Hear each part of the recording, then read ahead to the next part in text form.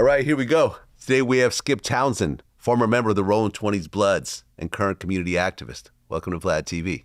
Man, good afternoon. Thank you for having me. We have a very interesting story. So I want to start in the very beginning. This is your first time here. So you were raised in multiple parts of LA. Yes, sir. Tell me which parts. Well, I was born to 1221 East 20th Street. We moved to the city of Compton. So I was across the street from Enterprise Junior High School. Attended first grade at St. Albert the Great. Used to play at Campanella Park. Before they had the apartments there, it was a bunch of swamps. Me and my brother would catch tadpoles and frogs, bring them home in a little red wagon, put them in the bathtub. Mom would come home, beat the dog shit out of us for fucking up the bathtub. We moved to 50th and Western, played Little League Baseball, Van Ness Park, a couple of years. So I met a lot of people in that area.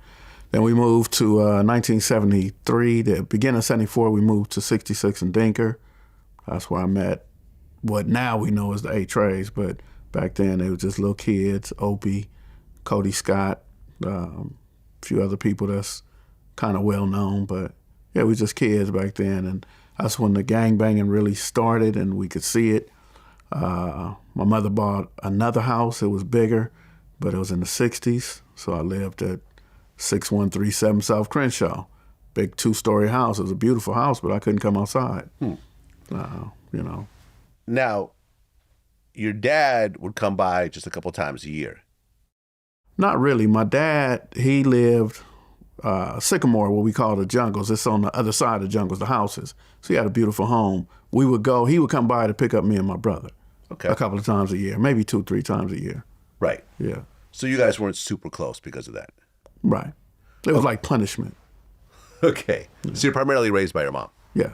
How many kids? It was 3 of us, but growing up, it was 2 of us. My little brother came, I was already 13. Ah, okay. Right, it's a big age gap. Yeah. Same parents, different parents? No, he has a different father. Okay. Was his dad around? Yeah, his dad was around. Okay. So, but essentially, single mom with her oldest son having, his dad around every so often. Did you say you guys were struggling? Oh, definitely it was a struggle. It was definitely a struggle, but that wasn't the oldest. That was my younger brother. Yeah. His dad was around. Yeah, that's what I meant. Oh, Yeah, okay. okay, So, you said the younger brother. Okay, got it. I mixed it up. Okay, got it. So you're moving around and you're going into these gang territories, but you're not gang affiliated as a kid. No. What was that like during that time? This was like the 70s? Yeah, so I lived in Compton in 68. We moved to Western Avenue. It was, I don't know, maybe, 72. It was a big old earthquake. So I can't forget that. So 72, we had moved over there and then moved into the gang neighborhood was on 66 and Dinker, and that was 74.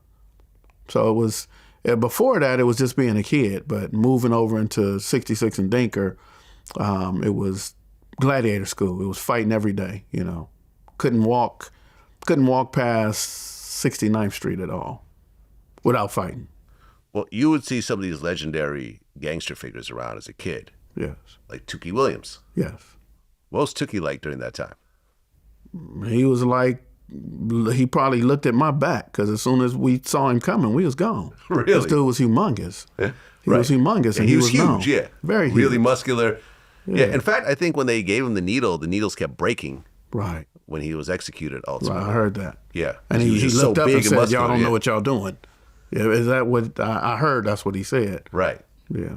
Okay. But was he actually putting in work during that time, or he was just around the neighborhood chilling?